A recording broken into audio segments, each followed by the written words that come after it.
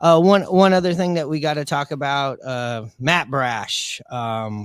If you haven't heard, going to see the surgeon down in Texas to get an evaluation. My thoughts on that, just right out the gate. Anytime you're going to see a surgeon, I would assume that the non-surgical rehab is probably out of the question now. From what I've read and heard from the press conferences with Justin Hollander, the Shadow, as we call him here on the podcast.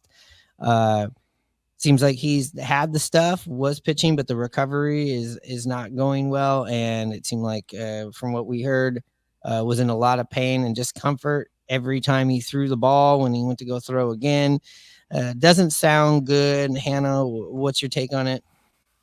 Yeah, that's what really piqued my interest too, was that he was okay throwing, but the recovery time, instead of being able to come back, start out in like 2, 3 days, that it would take a lot longer. And that just really surprised me. And then this last time, um, like you said, some pain in the arm. So I'm not surprised that this is going on, because anytime a pitcher, they say arm problems. When it happened back in spring training, at first I thought bad thoughts. And,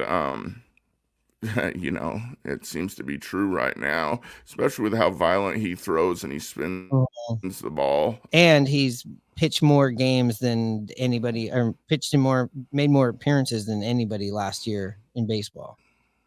Yeah, that's a great point. I mean, we talked about him getting ran into the ground last year, and he might have been. So you're exactly right. I'm glad you brought that up.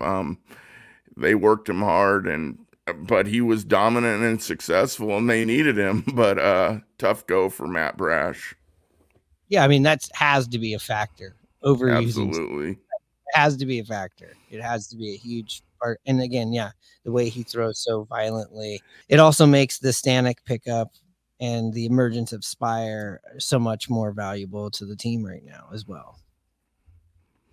Yeah. I know we talked about earlier in the show about Hancock and Wu. I mean, could be a possibility where Wu comes in and they split some starts and one runs to the bullpen. I don't know, but there's a lot of things that could happen with this if indeed Matt Brash is done for the year, which I would, if I was betting, I would think he'd be shut down.